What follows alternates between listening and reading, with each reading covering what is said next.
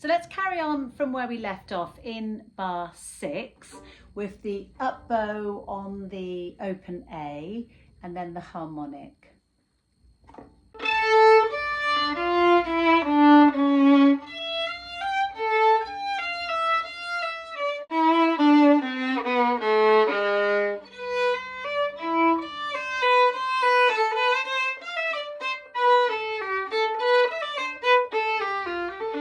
Okay, I'm going to stop there because we just passed a little bit of half position there.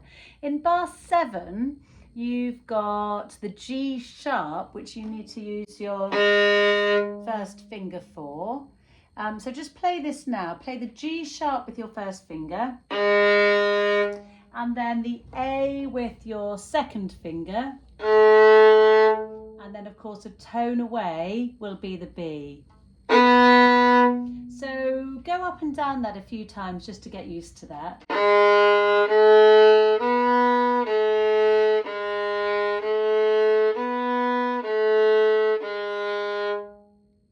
And it just means that you're not sliding around with your first finger.